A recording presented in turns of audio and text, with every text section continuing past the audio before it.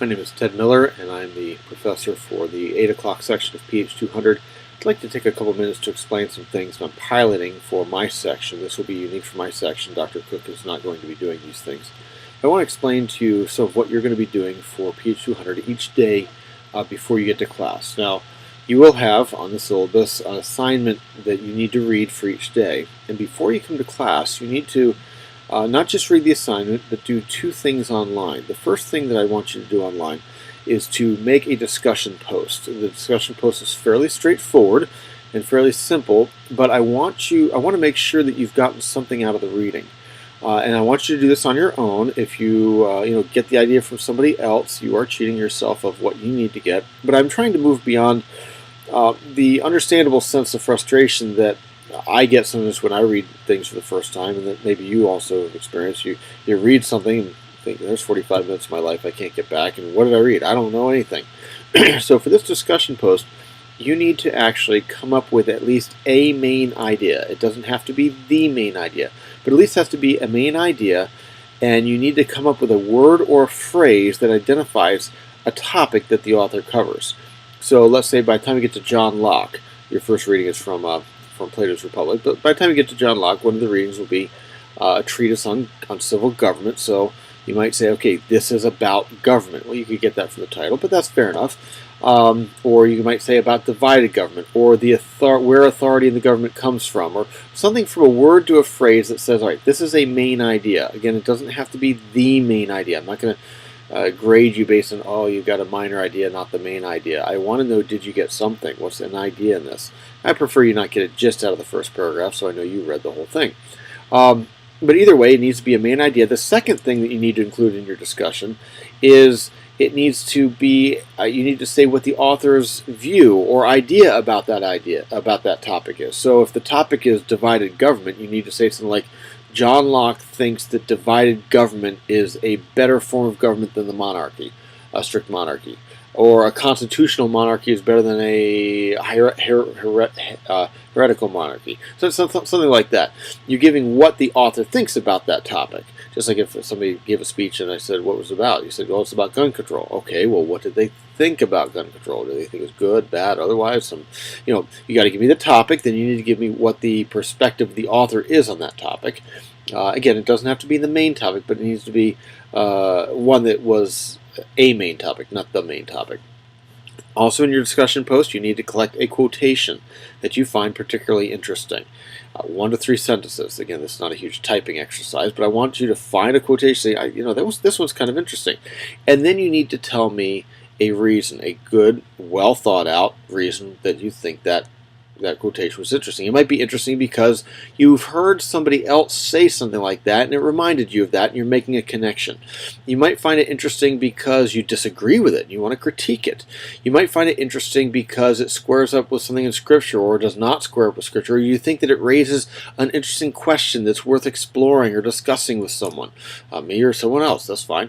But it needs to be something more than just, this is a big idea. I like big ideas. So I wrote down the quotation. That's not good enough. You need to tell me something significant about, a real reason why you find it interesting, more than just, I find words fascinating, and here's some words. So, 4 headings for the discussion. What is the topic, or main idea in the writing? What is the author's perspective on that topic or idea? Third, give me a quotation that you find particularly interesting. And fourth, give me the reason that you found it interesting. That's the discussion post. If you read it thoughtfully and reflectively, that is the assignment, and look for those kinds of things, it shouldn't be too hard. But this way, when somebody says, what is the reading about, you've at least got something to go on. You will not be able to view anybody else's posts until you've made your post. And once again, I very much, if you have a reading buddy, fine. To have a reading buddy, this needs to be where you are hammering this out yourself. Once you make the discussion post, you will then be able to take an online quiz. Now, the online quiz will not be available to you until you make a discussion post. Once you make a discussion post, you will then be able to access the quiz over that reading. Here's how the quiz is going to work. The quiz will have 3 questions. Only 3. You will have 3 minutes to take the quiz, and it is open book. So, you probably won't have time to look up every single question. You need to come with a pretty good sense of the reading, but it is open book. You can look up the questions in 3 minutes. Now, you then, once you close it and save it, you will find out your score.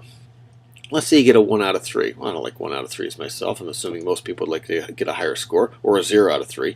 You bomb the whole thing. But you're like, okay, I think I got a sense of getting inside the teacher's head, which always happens every time you take a test or quiz.